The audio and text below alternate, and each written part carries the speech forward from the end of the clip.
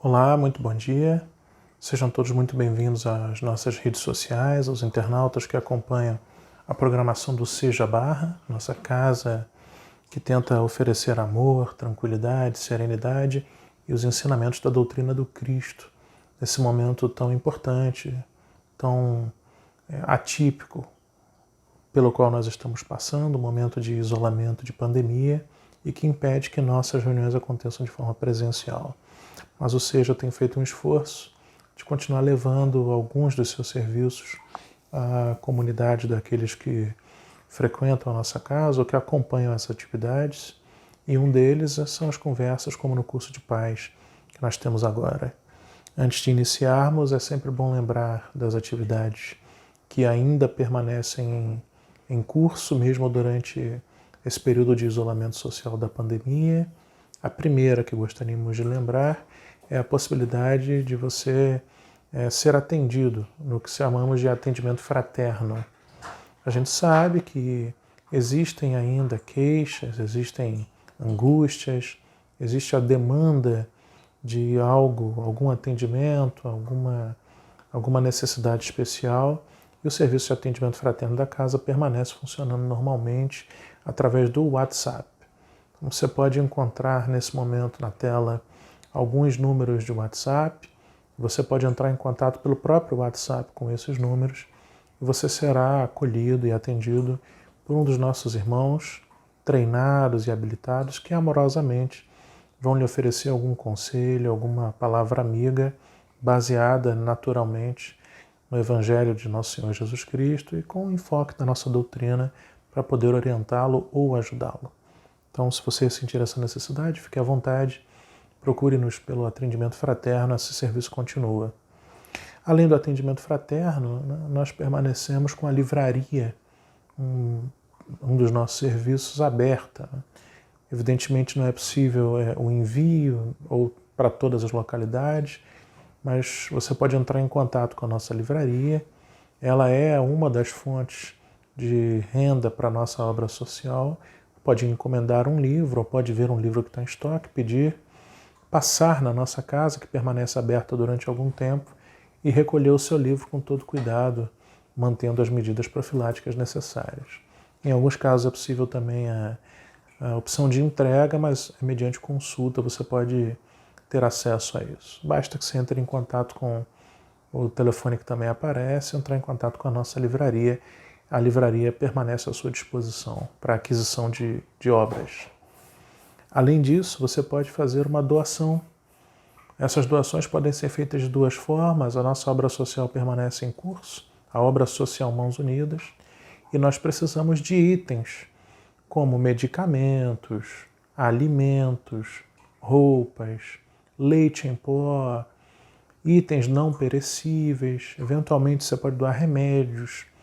Então, fique à vontade, nós recebemos esses alimentos aqui na casa, no horário de atendimento, de funcionamento para isso, de 9 às 18 horas. Você pode passar na porta do Seja e alguém receberá as doações, recolherá as doações que você porventura queira levar, e elas serão triadas e destinadas para os assistidos da nossa casa, da nossa obra social. E caso você também se sinta à vontade e confortável, você pode fazer doações em espécie. A obra social Mãos Unidas possui uma conta corrente, você poderá encontrá-la também nesse vídeo. Se você quiser e puder, será excelente você contribuir com o andamento da nossa atividade. Então é uma outra forma que pode ser utilizada para você contribuir diretamente com os serviços da casa. E por fim, nós também lembramos que a nossa cantina permanece operando. Você pode solicitar alguns itens, existem bolos, doces, enfim. E o objetivo de tudo isso, na verdade, é arrecadar fundos para a obra social, né? Então a cantina permanece à disposição, mediante encomenda. Você pode provar, as irmãs amorosamente vão preparar o item solicitado e você passa no Seja, na casa, que fica na Gilberto Amado, no 311, aqui na Barra, e recolhe aquele item que você encomendou. Esse é o esforço que a gente faz para que os nossos assistidos, como eu falei, eles permaneçam de alguma forma recebendo os itens que são tão importantes e que nós utilizamos os recursos que você investe na casa para transformar em itens de doação para eles. Então fique à vontade, caso você queira fazer alguma doação, pode entrar em contato com o nosso telefone ou se utilizar de um dos mecanismos que nós falamos aqui. Tá bom? Desde já agradecemos muito por todos aqueles que de alguma forma nos ajudam. Acredito em todo o investimento que recebemos, todo o recurso que recebemos, e como único e exclusivo fim a doação para os nossos irmãos assistidos. E isso é o fluxo de amor que a gente pode fazer, mantendo a caridade por aqueles que mais necessitam. Fique à vontade, exercite sua caridade e se utilize do Seja para fazer essa sua doação. Bem, vamos fazer uma pequena prece para iniciarmos o nosso trabalho e entrarmos na sintonia do Evangelho e depois conversaremos sobre um tema que foi definido pela coordenação da nossa casa para que pudéssemos conversar um pouquinho na manhã de hoje. Senhor Jesus, nosso bondoso Mestre, querido amigo, agradecemos muitíssimo a Ti pela grande e maravilhosa lição que nos deixou e nos legou com a Tua vinda na Terra, assumindo um corpo e permitindo com que nós, ao termos conhecimento do que o Senhor fez e daquilo que o Senhor praticou em vida, nós pudéssemos ter contato de fato com o verdadeiro exemplo que o nosso querido Pai Celestial nos deu através do Teu Evangelho. Somos gratos a Ti, Mestre Jesus, pelo exercício humilde que fez de estar conosco e de nos ensinar com as Tuas próprias palavras e com as Tuas próprias atitudes o estilo de vida cristão que devemos ter nos aproximando de nosso Pai. E também somos gratos ao nosso bondoso Deus, Pai Altíssimo, pela providência que sempre nos dá e a Tua vida é um exemplo delas. Agradecemos, bondoso Cristo, pela oportunidade que temos de estarmos aqui estudando, vivos, saudáveis, com recursos, com acesso e toda a miríade de possibilidades que temos e que podemos ao usufruir daquilo que o Senhor nos destinou. E pedimos que agora, bondosamente, ao longo dessas reflexões, nossas mentes e corações possam estar inclinados para aprendermos de Ti. Que Teus enviados estejam conosco e nos ajudem a refletir e a entregar a nossa alma ao Teu aprendizado e ao Teu ensinamento. Que essa casa de Joana que ora nos abriga seja um ponto de luz e que esse ensinamento seja uma verdade em nossas vidas. Graças a Deus. Muito bem. Hoje nós vamos conversar um pouco sobre um tema que é ao mesmo tempo atual e tão antigo na história da humanidade como quase todos os temas com os quais nos deparamos quando tratamos de temas evangélicos. O tema é a humildade. E é interessante notar que ao longo dessa trajetória que sempre percorremos, ao falar dos temas sobre os quais abordamos aqui, a história da trajetória humana bem registrada e documentada em livros sagrados e não sagrados, em textos históricos e em relatos diversos, nós podemos compreender que o ser humano tem alguma dificuldade, aparentemente, de se portar diante do seu semelhante de forma humilde. Em primeiro lugar, é muito comum a confusão do que é o verdadeiro conceito de humildade. O conceito, pelo menos, empregado nos textos sagrados ou nos textos que procuram nos conectar à espiritualidade e a uma visão mais profunda do que seria isso. Muitos pensam que a humildade é a omissão de fazer algo.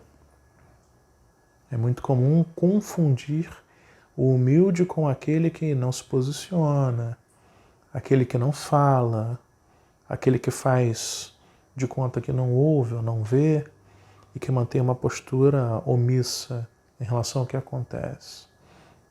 Ou alguns ainda acreditam que a humildade,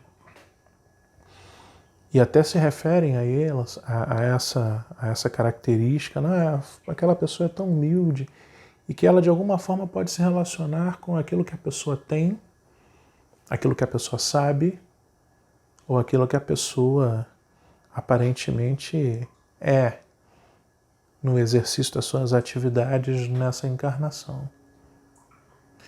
A questão é que quando a gente aprofunda um pouco a leitura dos nossos textos e quando a gente reflete de forma maior sobre isso, a gente começa a observar a humildade com outro olhar. E ela não se relaciona com as coisas que temos, ou as coisas que aparentemente sabemos, ou aquilo que somos, como a posição em que ocupamos. A humildade não é algo que é enxergado com os olhos. O verdadeiro conceito de humildade não tem a ver também necessariamente com uma reação a uma ação de fazer ou deixar de fazer algo em resposta a alguma coisa, geralmente uma provocação ou algo assim. A humildade é muito mais do que isso. A humildade se caracteriza, em primeiro lugar, inclusive isso é encontrado no livro dos Espíritos, como um dos atributos da divindade. Ou seja, Allan Kardec, quando vai estudar sobre o tema, ele primeiro define Deus como a inteligência suprema de todas as coisas, a causa de tudo que há, o nosso Criador de infinita bondade, misericórdia e amor. E ele reconhece que um dos atributos de Deus é a humildade. E nós, portanto, não podemos relacionar Deus com nada disso que acabamos de falar. Deus, como é o Criador, não faz sentido pensarmos nele tendo ou não tendo bens ou algo, ou manifestando-se ou deixando de manifestar, ou não tendo ou tendo uma característica de inteligência ou uma das inteligências, hoje melhor descritas do ser humano, porque Deus transcende tudo isso. Portanto, se reconhece que Deus tem a humildade como atributo, a humildade não necessariamente está associada a essas questões. Mas a humildade está associada a um comportamento essencial, a um comportamento da natureza do ser.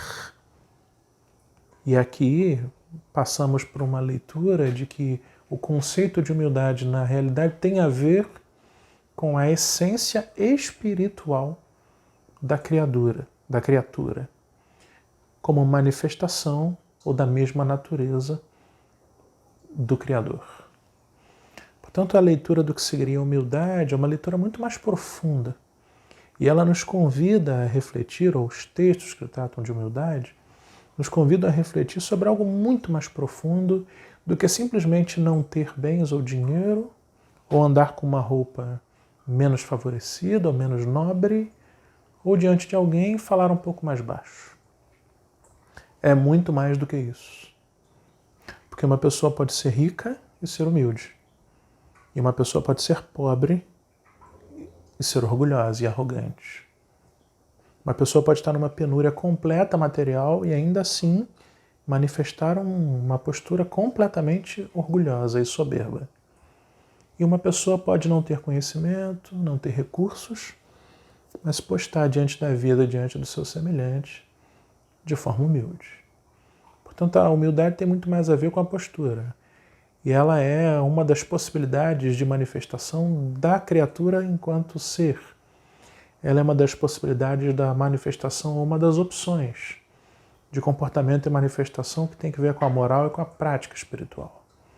E com o comportamento do indivíduo diante da sociedade, diante da vida e diante daquilo que ele pretende manifestar. É curioso,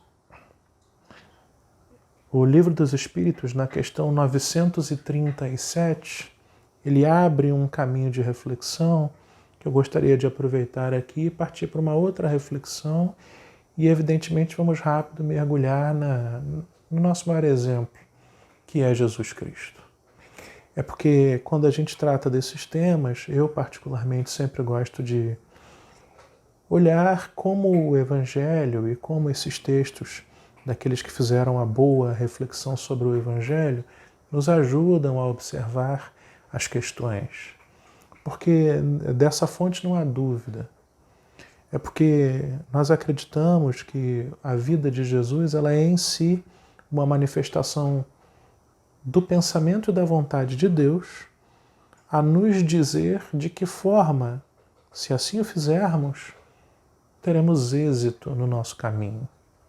Tanto a vida de Jesus, o que significaria o Evangelho, ou a Boa Nova, ou a Boa Notícia, o próprio relato da existência de Jesus, com toda a sua riqueza de ensinamentos, ele significa para nós um modelo e guia e uma prática de moral e de comportamento suficiente para que nessa encarnação, pelo menos ao nível em que nos encontramos espiritualmente, nós possamos derivar o deleite adequado e possamos cumprir os nossos objetivos encarnatórios.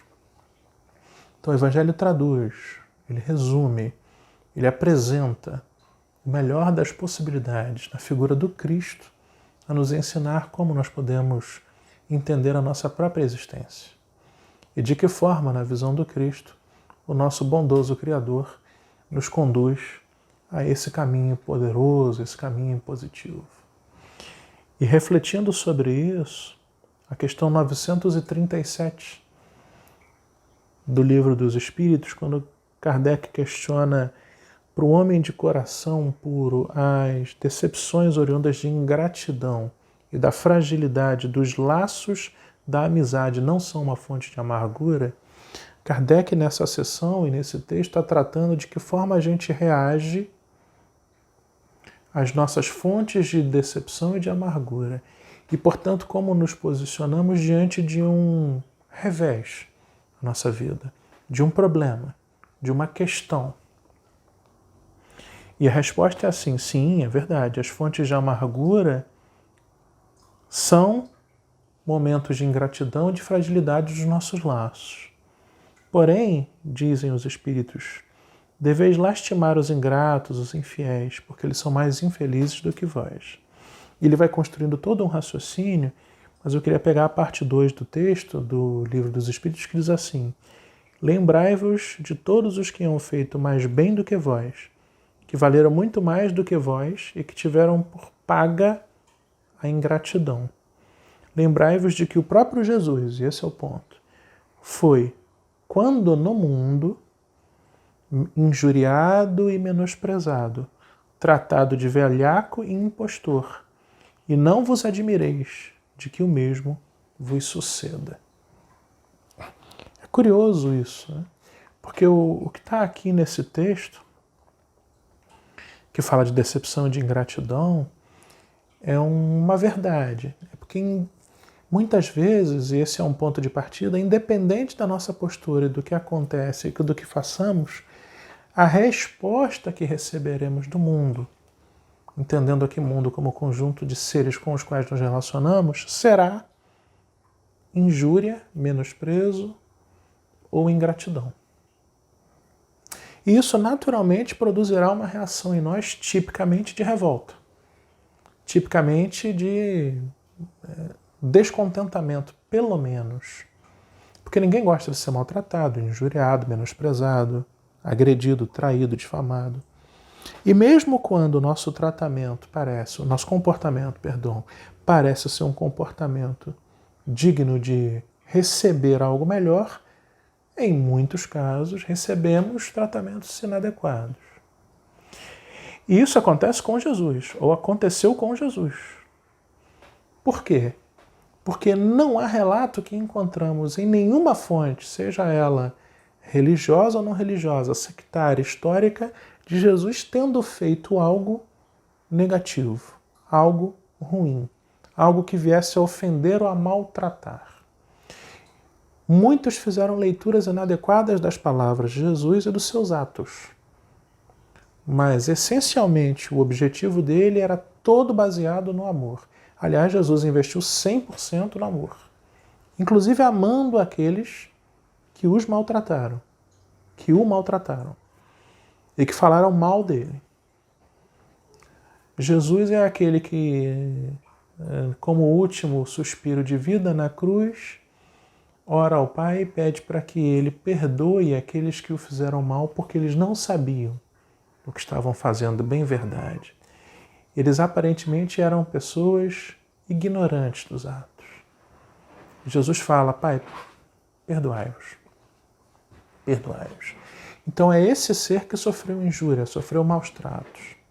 Esse ser que, em toda a sua trajetória na Terra, sempre foi bondoso e carinhoso, foi tantas vezes maltratado e humilhado. E é sobre esse ser que o Kardec fala lá na 937. E comentando sobre isso no livro Religião dos Espíritos, de Emmanuel, na psicografia do nosso querido Francisco Cândido Xavier, na lição 17, Emmanuel traz novamente a visão do Cristo e diante dessa aparente tensão entre um ser que ama, um ser que se comporta positivamente, e um mundo que devolve maus tratos e angústia, Emmanuel, no Religião dos Espíritos, Jesus e Humildade, capítulo 17, ele retoma a ideia da humildade de Jesus. Porque uma das, aí sim, características da humildade é diante da dor, diante da opressão, diante do mal, reagir de forma serena. Isso sim é humildade. Não a omissão, mas a reação qualificada. O posicionamento contrário ao mal em reação a ele demonstra humildade. Porque a humildade é um dos traços daqueles que não reconhecem que têm o direito de pagar o mal com o mal. Ou que se sentem no direito de reagir negativamente pelo fato de que são ofendidos, magoados ou maltratados. Porque o verdadeiro humilde, ele é em si mesmo um reflexo do amor ao próximo. E o si mesmo dele é menor. O verdadeiro humilde, ele não é um falso modesto, ou alguém que no ápice da sua superioridade entende que se julga superior ao outro e portanto não reage. Não. Esse é o orgulhoso. O verdadeiro humilde é o inofendível. O verdadeiro humilde, como Jesus foi, reconhece no ato mal para si, não um ato para si mal, mas um equívoco daquele que o cometeu. Porque o si mesmo dele praticamente não existe. Esvaziado de si mesmo, do seu orgulho, de sua prepotência, ou de se achar superior, o verdadeiro humilde se coloca no lugar do próximo, com empatia, com amor, e entende que atos negativos são equívocos. Emmanuel, nesse livro, ele fala: vejamos como se comportava Jesus no exercício da sublime virtude da humildade. E ele começa descrevendo vários aspectos da trajetória da vida carnal de Jesus, da vida encarnada de Jesus, que são exemplos de humildade. E que nós podemos entender, portanto, para conceituar o que é humildade, e daí derivar o que podemos fazer hoje, que é o nosso objetivo da reflexão. Ele fala que no tempo em que ao mundo deveria surgir a mensagem da Boa Nova, ou seja, no momento em que Jesus encarnaria, ele poderia permanecer na glória celeste e fazer-se representar, é verdade. Um espírito da envergadura de Jesus trabalha assistido por muitos outros. E Jesus, assim como ele fez, ele poderia enviar um representante à Terra para que este representante, ele sim, vivesse a trajetória de um espírito luminoso e pudesse, com a sua trajetória terrestre, na sua vida terrestre, dar a nós os exemplos que Jesus Cristo deu. Mas, como disse Emmanuel, preferiu descer. Jesus preferiu descer. Ele mesmo ao chão da terra e experimentar-lhe as vicissitudes, as dificuldades. Humildade. O humilde, portanto, reconhecendo a importância do que precisa ser feito, faz ele mesmo, ainda que o que precisa ser feito possa estar no primeiro momento, ou possa parecer no primeiro momento ser menor do que o nível ou a capacidade daquele que executa. Não precisa eu ir lá e falar das verdades. Vamos pegar aqui um espírito próximo, evoluído? Não. Eu vou. Isso é humildade. E perceba como isso se relaciona com o amor, com a empatia. Emmanuel ainda segue mais. Indubitavelmente, ele contava com poder bastante para anular a sentença de Herodes, que mandava decepar a cabeça dos recém-nascidos. Ele fala e se refere a Herodes o Grande, que já antes do nascimento carnal de Jesus governava a região e teve uma orientação de eliminar os bebês, em função, de acordo com a tradição, da possibilidade do nascimento de Jesus e do pavor de Herodes de entender que aquele que nasceria lhe tomaria o trono. Então Herodes fez algo e diz Emmanuel que Jesus poderia, ainda na pátria espiritual, cancelar de alguma forma essa sentença, mas afastou-se prudentemente para o longínquo rincão até que descabida a exigência fosse necessariamente proscrita. Ele se refere ao fato de que Jesus não só nasceu, como apenas se evadiu daquele local, até que as circunstâncias mudassem e ele pudesse seguir sua trajetória encarnado. Jesus respeitou a decisão de Herodes. E muitas vezes é um ato de humildade na impossibilidade ou na percepção de que o agir pode provocar algum mal, não fazê-lo. Porque às vezes o humilde é tão consciente da sua atitude que ele prefere não agir. Às vezes, não agir é melhor. Parando nesses dois pontos apenas trazidos por Emmanuel, já podemos aprender muito. Eu relembro que o não agir muitas vezes está associado ao não falar. Quando algo lhe é dito e que te magoa e que te faz mal, às vezes o silêncio é uma postura não omissa, mas humilde, reconhecendo de que a devolução, o pagar na mesma moeda, o responder no mesmo tom, pode provocar algo muito pior. E a pessoa, ainda se sentindo ofendida, magoada, ela humildemente silencia. Vamos esperar o melhor momento. Isso é sinônimo de humildade e de inteligência espiritual. Quantas vezes Jesus Cristo ficou em silêncio? Lá na frente, no momento da sua morte, diante daqueles que esbofetearam, tu és o Cristo, tu és um profeta, então se livre daqui. E esbofetearam Jesus permaneceu humildade, porque ele tinha poder espiritual para mudar a situação. Mas aquilo não seria o melhor naquele momento. Ele sabia que ele tinha que passar por algumas circunstâncias. Dentre as probabilidades do que poderia acontecer na encarnação, a morte. E a morte que ele teve era uma delas. E acabou acontecendo, permitido por Deus. Então Jesus se submeteu humildemente a esse desígnio, mesmo tendo recursos para mudar muito. Diz Emmanuel, ele possuía suficiente virtude para humilhar a filha de Magdala, Maria de Magdala, que chegou a ele sendo mulher, considerada pecadora, pedindo apoio. Na sua superioridade espiritual, Jesus poderia simplesmente falar: quem és tu? O que fazes aqui? Humildade. A humildade de reconhecer no sofrimento do outro a possibilidade de estender-lhe a mão e fazer amor. Transmitir amor, doar amor. Não porque é superior, mas porque o outro é necessitado. E o verdadeiro humilde é aquele que percebe em si o poder de fazer o bem. O verdadeiro humilde é aquele que se coloca como instrumento do bem no amor de Deus. Atento à própria dignidade, era justo mandar seus discípulos ao encontro dos sofredores para consolá-los na angústia e sarar-lhes a ulceração. Todavia, não renunciou ao privilégio de seguir ele mesmo em cada canto de estrada, linda a mensagem de Emmanuel, a fim de ofertar-lhes alívio e esperança, fortaleza e renovação. Humildemente, Jesus, como guia, como mestre, como didáscalos que era, ele poderia enviar apenas os seus apóstolos. Ele não só não o fez, como ele foi antes, inclusive na montagem do próprio colégio apostolar. Jesus poderia se cercar de sábios, das maiores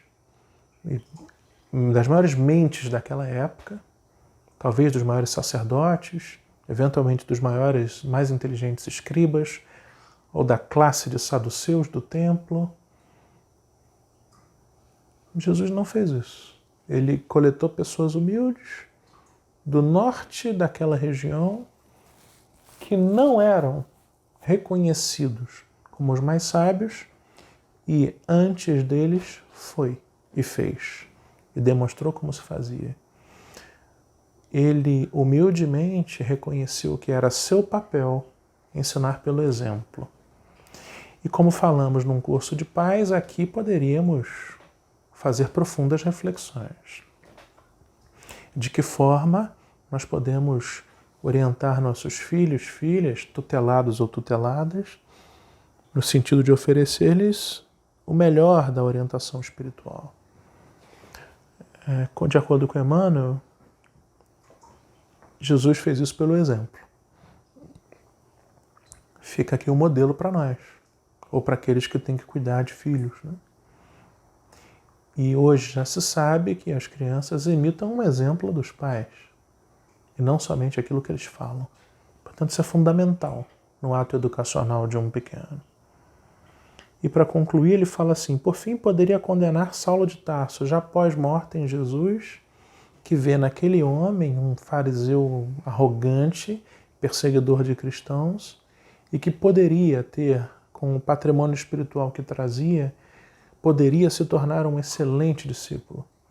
Mas Jesus Cristo poderia observar na figura de Paulo, de Saulo já naquela época ainda, um perseguidor, uma pessoa que não mereceria perdão, uma pessoa equivocada, que cometia atos errados. Mas diz Emmanuel, Saulo de Tarso, implacável perseguidor, apenas soezes. Jesus poderia condená-lo apenas soezes, pela intransigência com que aniquilava a plantação do evangelho que ele mesmo, Jesus, havia colocado. Mas buscou em pessoa as portas de Damasco, visitando-lhe o coração, para sabê-lo enganado na direção em que se movia. Jesus sempre fez um movimento a favor dos que tinham algum tipo de falta, seja ela qual fosse. A falta de conhecimento, Jesus dava-lhe instruções.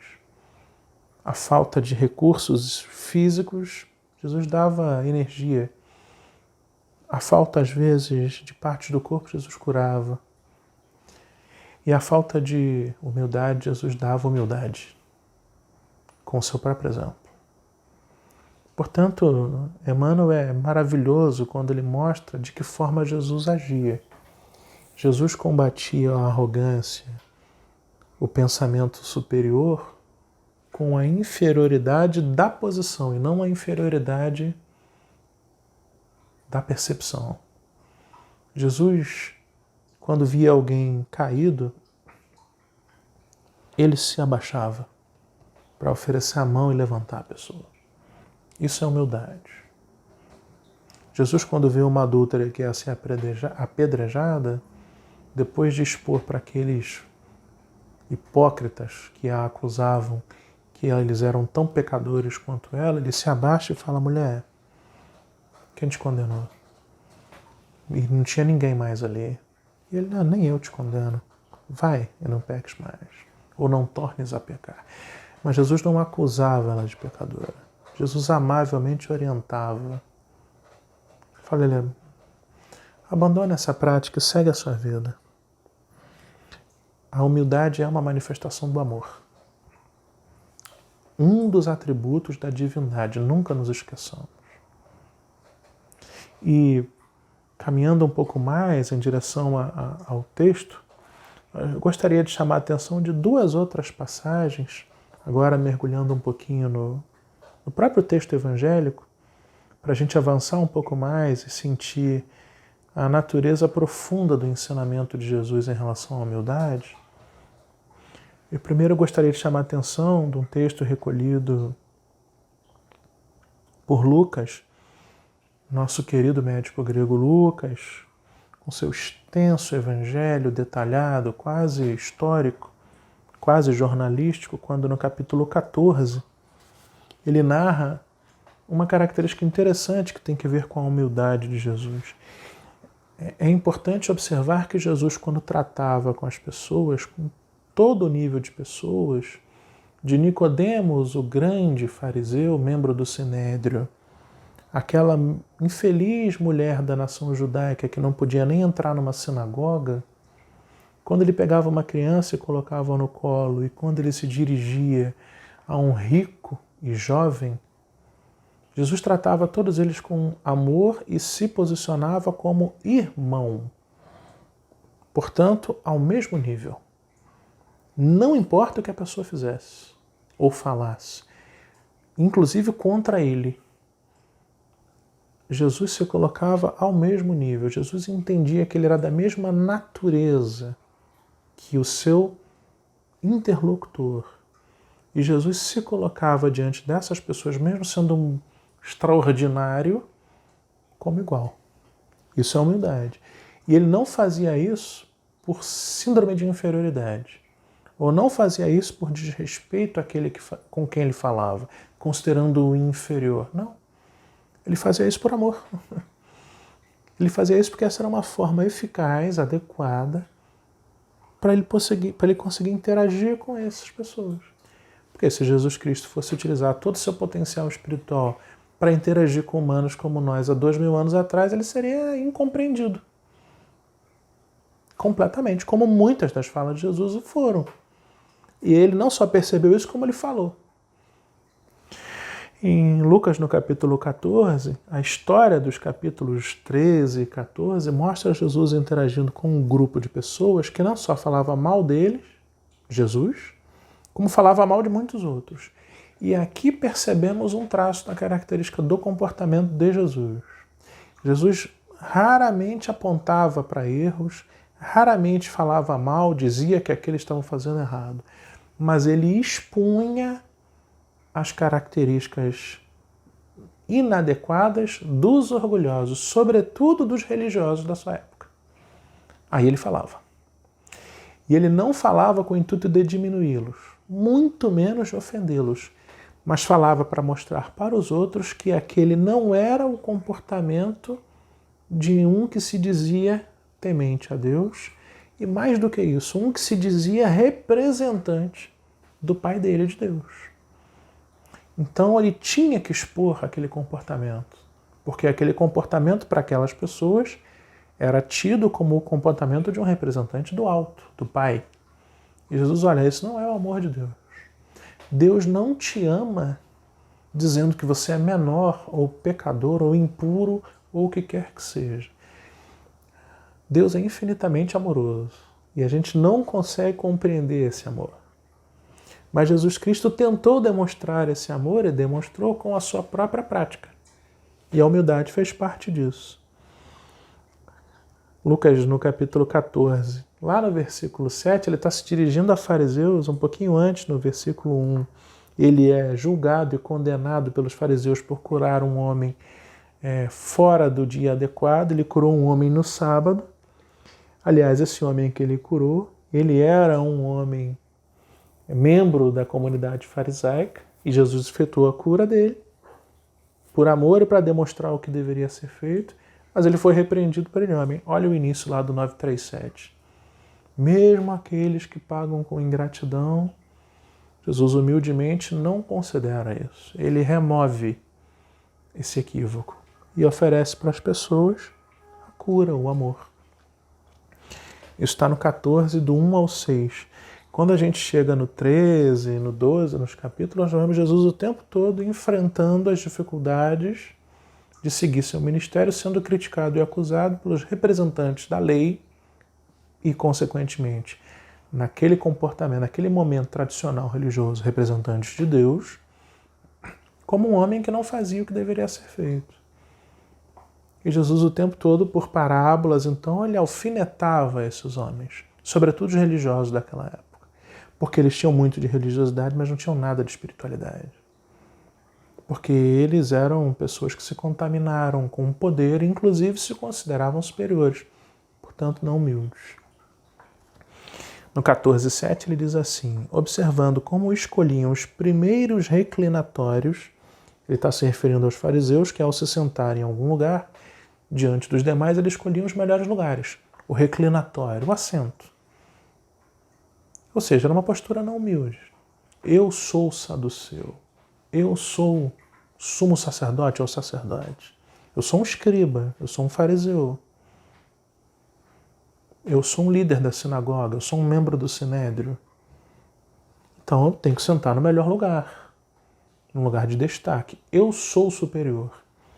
Observando como escolhiam os primeiros lugares nos reclinatórios, contava para os convidados uma parábola, dizendo-lhes, para os convidados: quando fores convidado por alguém para as bodas, casamento, não te reclines no primeiro reclinatório, no melhor lugar, para não suceder que, tendo sido convidado por ele, um mais estimado que tu, vindo aquele que convidou a ti e a ele, ou seja, o mais estimado, te diga: dá um lugar a este, e então com vergonha voltes a ocupar o último lugar. Mas quando fores convidado, vai e reclina-te no último lugar, no pior lugarzinho, para que quando vier aquele que te convidou te diga: amigo, sobe mais para cima, então será uma glória para ti diante de todos os comensais. Simples. O lugar numa mesa, para a tradição judaica, representava status.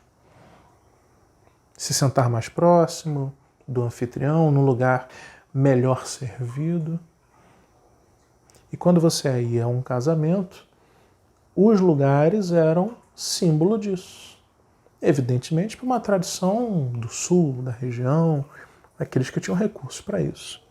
O pessoal do norte da Galiléia, que tinham casas que tinham só 2 cômodos e que se reuniam ao redor de um pequeno pano, parecia um piquenique, uma pequena mesinha muito baixinha, muito pequenininha, para comer seus trigos, seus cereais, suas frutinhas e seu pão. Todos se sentavam juntos, que era a prática de Jesus.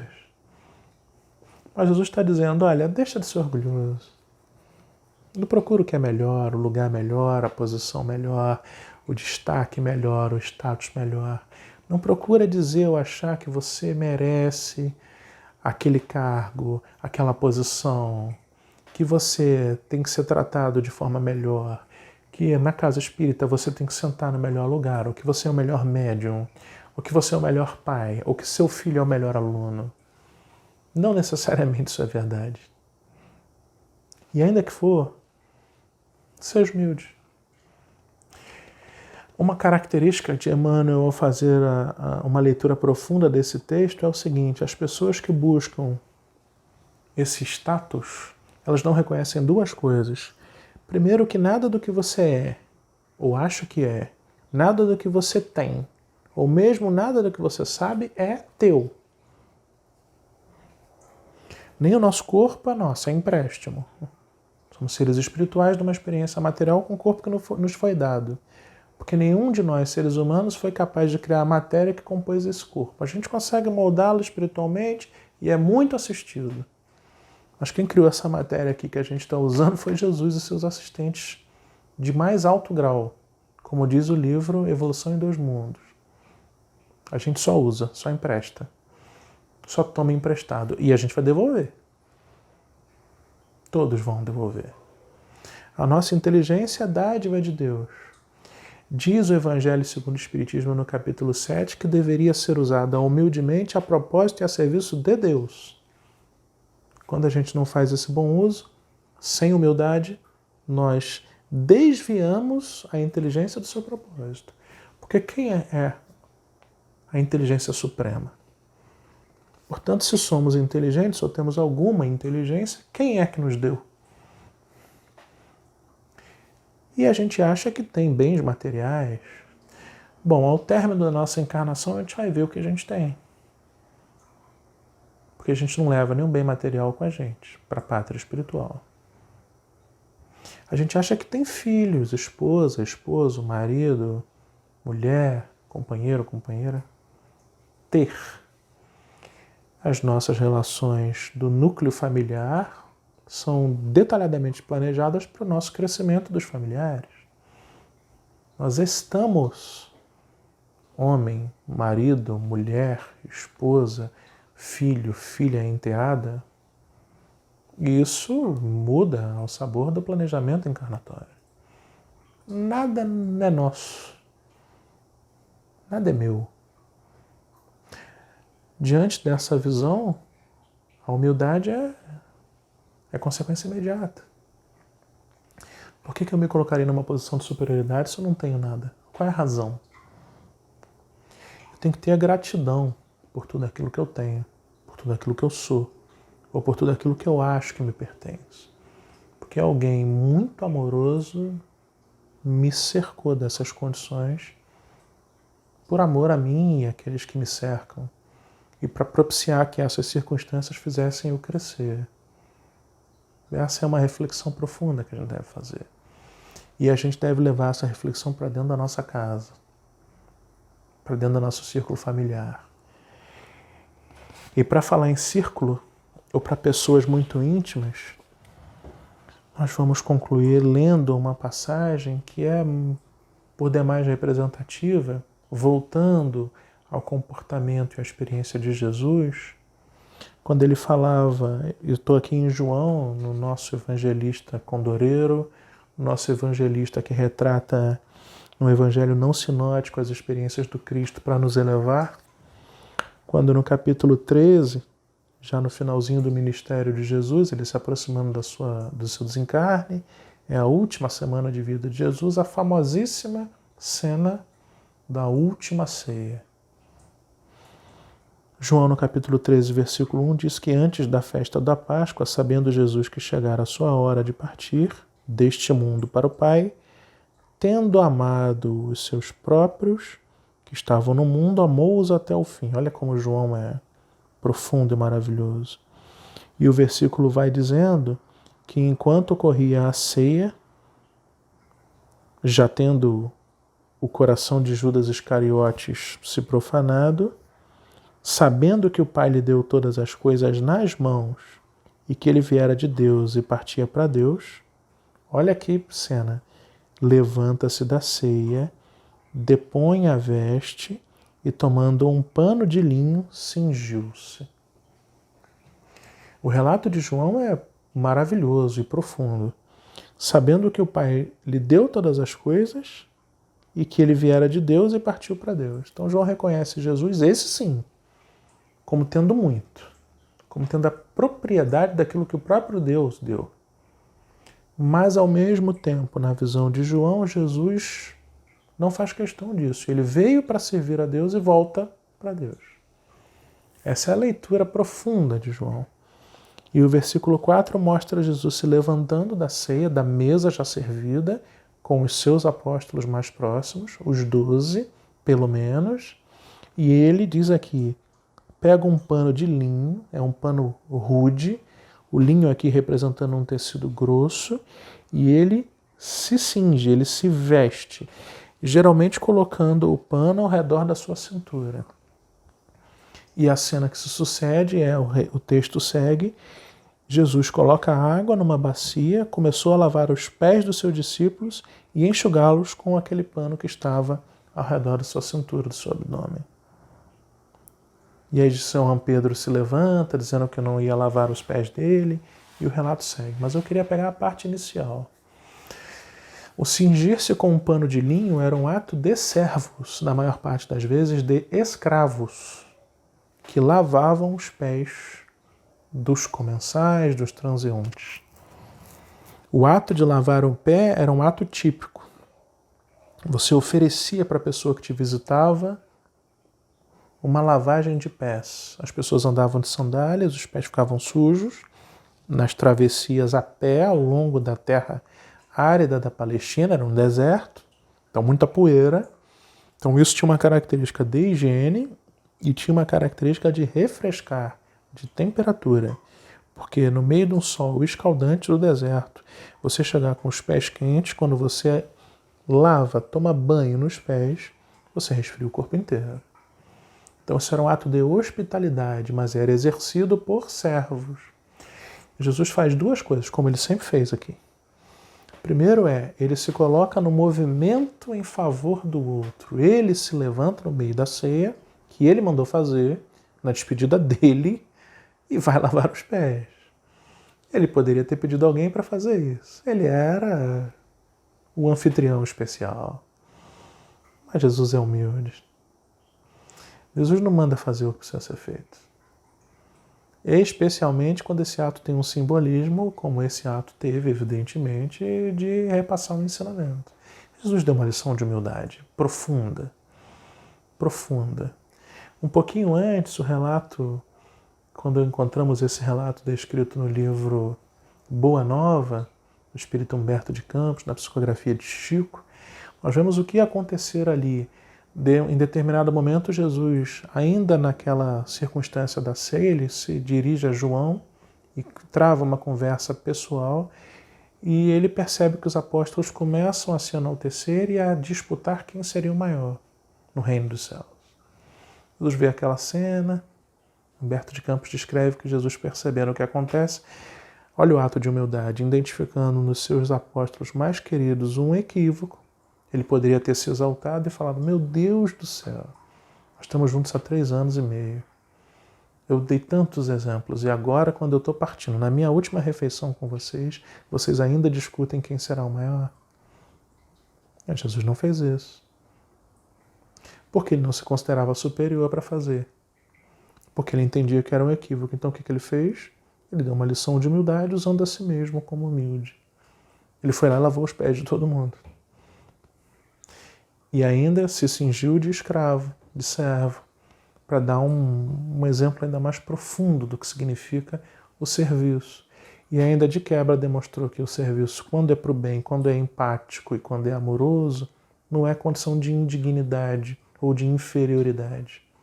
É simplesmente serviço sagrado, é condição de amor. E o serviço, quando ele é para o bem, ele não tem nível, ele tem valor. Tudo isso está aqui em João no capítulo 13. E tudo isso é exemplo, a lição de humildade, lição de amor de Jesus. Falando sobre isso, existe um texto que eu não vou ler porque nós estamos próximos do final, no livro Encontro de Paz. Encontro de Paz, de Chico Xavier. No capítulo 29 ele fala assim: pés e paz. É de Emmanuel. E Emmanuel faz uma analogia muito interessante, que Jesus não lavou a cabeça, não lavou as mãos, mas lavou os pés. Ele não lavou a cabeça onde tem as ideias, não lavou as mãos que operam atos, mas lavou os pés, que são aqueles que estão em contato com o que há de mais baixo, mas que ao mesmo tempo sustentam tudo em cima. Emmanuel, simbolicamente, traz a ideia de que Jesus remove a poeira, remove a sujeira daquilo que te sustenta, da energia que sustenta a nossa vida, para que todo o resto, a nossa mente e a nossa atividade consiga fluir. Jesus humildemente se coloca como mensageiro do Pai para nos mostrar o que nós devemos fazer com humildade. E, portanto, fica aqui, nessa lição evangélica, que exemplos de humildade a gente pode fazer, ou pode exercer, ou de que forma a gente pode pautar, que essa é a grande conclusão, né? De que forma a gente pode pautar os nossos atos. Nós não temos, nem somos coisa alguma, a não ser filhos de um Pai amoroso, de um Criador maravilhoso, e aqui, ao nosso redor, somos todos irmãos. Estamos todos no mesmo nível. O mais abastado e rico, o mais inteligente e capaz. E, em tese, o mais simples e ignorante, o mais sem recursos e miserável, são, no fundo, espíritos em exercício de suas questões numa encarnação, passando pelo que devem passar, para aprender o que precisam aprender. Nada além disso. E diante dessa constatação que a doutrina nos oferece, devemos nos colocar para o próximo como sendo, como disse Jesus, como sendo da mesma natureza deles, sendo nós e o nosso próximo um só, no sentido de sermos da mesma natureza, do mesmo nível, da mesma essência, e somos mesmo. E, portanto, não cabe uma postura altiva, exageradamente superior, orgulhosa, arrogante. Isso é coisa de gente sem percepção espiritual. E isso não produz nada a não ser atraso de desenvolvimento espiritual e aquilo que a gente viu lá no início. É muito ruim, como disse Jesus, querer se sentar numa mesa de casamento querendo achar que merece o melhor lugar. Não necessariamente nós mereceremos o melhor lugar. Poucas vezes o melhor lugar será nosso. E ainda que seja por amor, se a gente puder deixar o melhor lugar para o próximo, porque ele precisa mais ou porque naquele momento isso vai fazer melhor para ele, ainda que a gente ache que mereça, isso vai provocar um bem enorme nele e em nós. E como disse Jesus, é o amor ao próximo que demonstra a operacionalização do amor a Deus. E amando a Deus e ao próximo, nós seguiremos o caminho do bem e a boa vida que devemos seguir. Portanto, que nós tenhamos uma postura humilde, uma postura empática no nosso núcleo familiar e com todos com quem nos relacionamos. Que a humildade signifique a avaliação na perspectiva correta e o comportamento ao mesmo nível do próximo. E que a gente consiga olhar o nosso próximo tentando olhar espírito e não matéria. Não nos iludamos com o que a pessoa aparentemente é, ou pensa que é, ou tem, ou acha que tem. E principalmente, não nos deixemos iludir com o que a gente acha ou pensa que é ou que tem. Porque no fundo, tudo isso é vaidade, como disse Salomão, e um esforço para alcançar o vento, como está em Eclesiastes. O mais importante é que nós, como membros de uma comunidade espiritual, nos percebamos como indivíduos que podemos juntos alcançar o amor do nosso Pai se fizermos aquilo que Jesus nos ensinou com seu maravilhoso Evangelho. Vamos fazer uma prece final para terminar a nossa reflexão.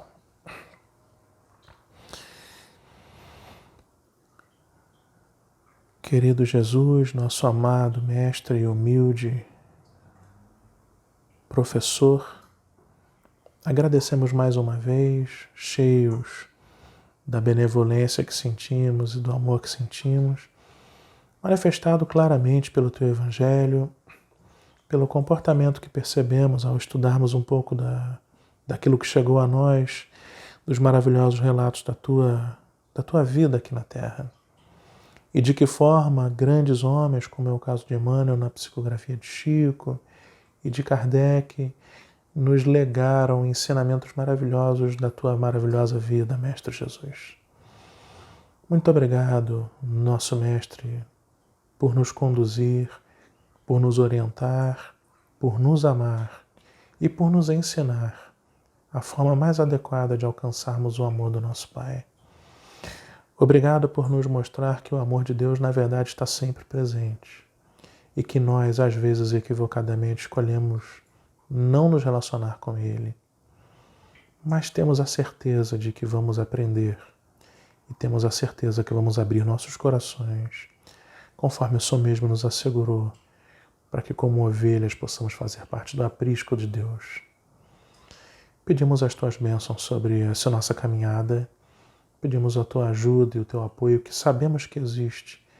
E pedimos, antes de mais nada, a compreensão para que a gente possa se abrir ao Teu ensinamento, ao toque do Teu amor no nosso coração.